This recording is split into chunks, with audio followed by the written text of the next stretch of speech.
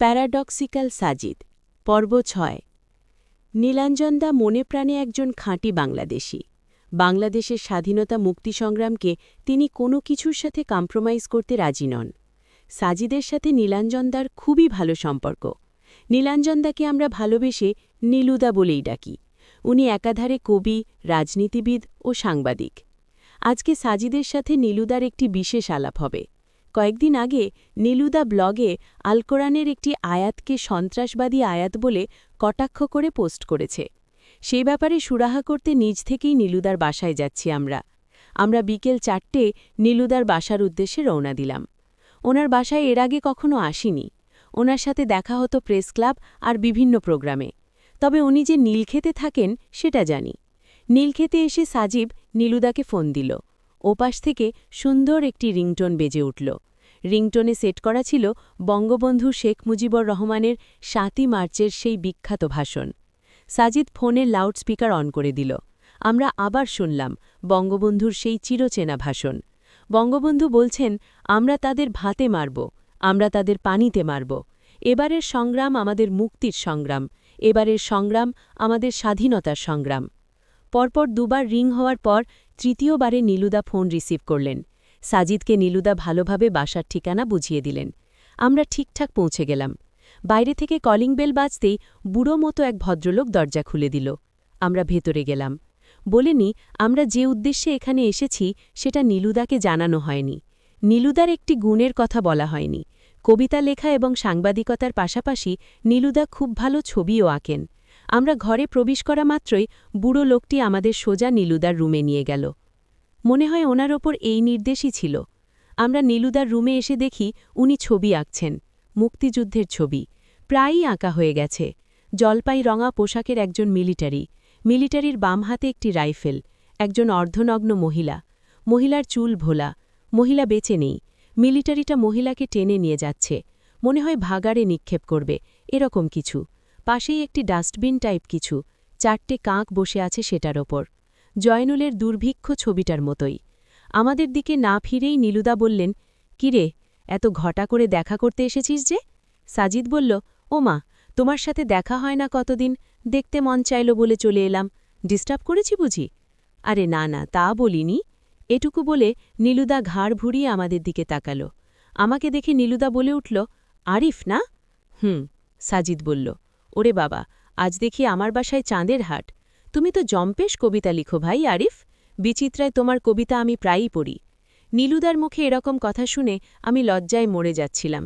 সাজিদ বলল, জানো দাদা, তাকে কত করে বলি বইমেলার জন্যে কবিতার একটা পাণ্ডুলিপি রেডি কর, কিন্তু সে বলে ওর নাকি ভয় করে। দেখো তো দাদা। নীলুদা বলল, হ্যাঁ, পাণ্ডুলিপি রেডি করো। একবার বই বের হয়ে গেলে দেখবে ভয়ে টয়ে সব দৌড়ে পালাবে। তোমার লেখার হাত দারুণ, আমি পড়ি তো, বেশ ভালো লিখো। সাজিদ বলল, দাদা, ওটা কি মুক্তিযুদ্ধ কেন্দ্রিক ছবি যেটা আঁকছ? নীলুদার উত্তর। আচ্ছা দাদা, মুক্তিযুদ্ধ নিয়ে আমার বিশেষ পড়াশোনা নেই। তুমি তো আবার এই লাইনের। আজ তোমার কাছ থেকে মুক্তিযুদ্ধের গল্প শুনব। নীলুদা মুচকি হাসলেন। তুলির শেষ আঁচড়খানা দিয়ে খাটের ওপর উঠে বসলেন। আমরা দুজন ততক্ষণে দুটি চেয়ারে বসে পড়েছি। বুড়ো ভদ্রলোক ট্রেতে কফি নিয়ে এসেছেন। নীলুদা কফিতে চুমুক দিতে দিতে মুক্তিযুদ্ধের গল্প বলা শুরু করলেন। ১৯৭১ সাল। পশ্চিম পাকিস্তানের হাতে চরমভাবে নির্যাতিত ও নিষ্পেষিত হচ্ছিল বাঙালিরা। যখনই তারা নিজেদের অধিকার আদায়ের জন্য সোচ্চার হয়েছে, তখনই পাকিস্তানিরা বাঙালিদের উপর চালিয়েছে অত্যাচার, নির্যাতন। নীলুদার কণ্ঠ ভারী হয়ে এল। মুক্তিযুদ্ধের আলাপ উঠলেই উনি এরকম আবেগপ্রবণ হয়ে যান। তিনি বলে যাচ্ছেন, এই অত্যাচার ও নির্যাতনের মাত্রা এতই ভয়াবহ হয়ে উঠল যে বাঙালিরা শেষ পর্যন্ত নিজেদের এবং নিজেদের মাতৃভূমিকে রক্ষা করতে অস্ত্র হাতে তুলে নিতে বাধ্য হল। তখন চলছে উত্তাল মার্চ মাস। হাজার বছরের শ্রেষ্ঠ বাঙালি, বাংলা ও বাঙালি জাতির কর্ণধার, ইতিহাসের বড় পুত্র, জাতির জনক বঙ্গবন্ধু শেখ মুজিবুর রহমান রেসকোর্স ময়দানে সশস্ত্র যুদ্ধের ডাক দিলেন। সাজিদ বলল, দাদা, তোমার ফোনের রিংটোন আবার একবার শুনি তো প্লিজ। আমরা তাদের ভাতে মারব, আমরা তাদের পানিতে মারব। বাবারে, কি সাংঘাতিক কথা! নীলুদা কপালের ভাঁজ দীর্ঘ করে বললেন, সাংঘাতিক বলছিস কেন? বরং বল, এটিই হলো বাঙালির মহাকাব্য। সেদিন এরকম করে বাঙালিদের অনুপ্রাণিত না করলে আমরা কি স্বাধীনতার স্বাদ পেতাম? তাই বলে মেরে ফেলার কথা? এটা তো আইন হাতে তুলে নেওয়ার মতো ব্যাপার, সাজিদ বলল। নীলুদা বলল, যেখানে নিজেদের অস্তিত্বই বিলুপ্ত হবার পথে, সেখানে তুই আইন বানাচ্ছিস? যুদ্ধের ময়দানে কোনো আইন চলে না। তারপর বঙ্গবন্ধুর সেই ঐতিহাসিক ভাষণে উদ্বুদ্ধ হয়ে বাঙালিরা ঝাঁপিয়ে পড়ল যুদ্ধে। আমি বললাম, তারা পাকিস্তানিদের মারল এবং মরল, তাই না? হ্যাঁ। যুদ্ধের পরে আমরা তাদের ভাতে মারব, পানিতে মারব, অথবা যার যা কিছু আছে তাই নিয়ে যুদ্ধে ঝাঁপিয়ে পড়ো, এরকম কথার জন্য বঙ্গবন্ধুকে কি জেল খাটতে হয়েছে, কিংবা কেউ তাকে সন্ত্রাসের উস্কানিদাতা বা খুনের মদতদাতা হিসেবে ব্লেম করেছে? সাজিদ জিজ্ঞেস করল। তোর মাথায় কি গোবর নাকি রে সাজিদ? এটা কোনো কথা বললি? এটার জন্য স্বাধীনতার মহানায়ক বঙ্গবন্ধুকে ব্লেম করবে কেন? যুদ্ধের ময়দানে এটা ছিল একজন কমান্ডারের কমান্ড। এটা অপরাধ নয়, বরং এটার জন্য তিনি ইতিহাসে অমর হয়ে আছেন। নির্যাতিত বাঙালিদের মুক্তির দিশারি মহান নেতা বঙ্গবন্ধু। এভাবে দীর্ঘ ৯ মাস রক্তক্ষয়ী যুদ্ধের পর আমরা পেলাম একটি স্বাধীন ভূখণ্ড, একটি স্বাধীন পতাকা। আমিও একমত, বঙ্গবন্ধু একদম ঠিক কাজটিই করেছেন।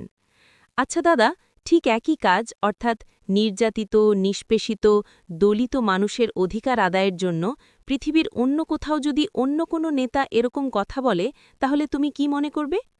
অন্য কোনো নেতা যদি বলে, শত্রুদের যেখানেই পাও হত্যা করো, আর এই কমান্ডে উদ্বুদ্ধ হয়ে যদি নির্যাতিত মানুষগুলো যুদ্ধে ঝাঁপিয়ে পড়ে, তুমি সেটাকে কোন চোখে দেখবে?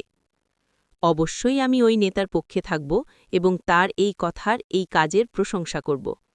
নীলুদা বললেন, যেমন? যেমন আমি চে গুয়েভারার সংগ্রামকে স্বাগত জানাই, আমি জোসেফ স্ট্যালিন, মাও সেতুংয়ের সংগ্রামকে স্বাগত জানাই। এরা সবাই নির্যাতিতদের অধিকারের জন্য লড়েছেন। এবার সাজিদ বলল, দাদা, আপনি আরবদের ইতিহাস জানেন? কীরকম? ১৪০০ বছর আগের কথা। আরবের প্রচলিত ধর্মবিশ্বাসের বিপরীতে একটি নতুন ধর্মবিশ্বাস সেখানে মাথা তুলে দাঁড়ায়।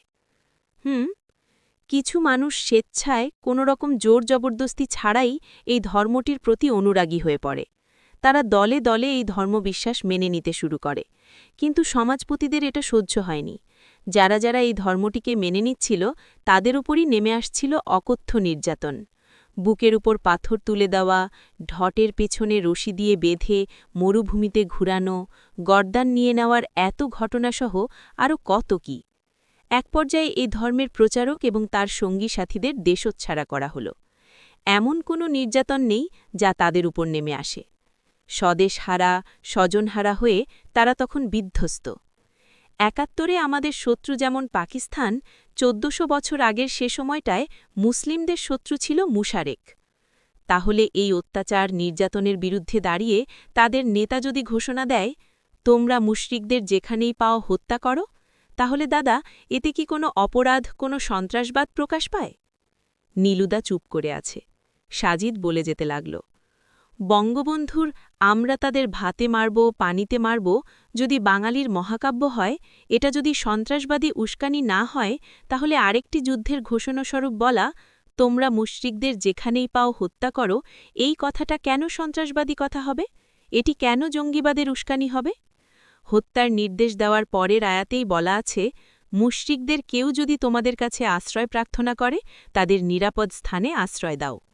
আপনি চে গুয়েভারা, জোসেফ স্টেলিন, মাও সেতুংয়ের কথা বললেন, তাদের কেউ কি বলেছে, কেউ এসে আমাদের কাছে আশ্রয় চাইলে আমরা তাদের নিরাপদ জায়গায় আশ্রয় দেব? বলেছিল?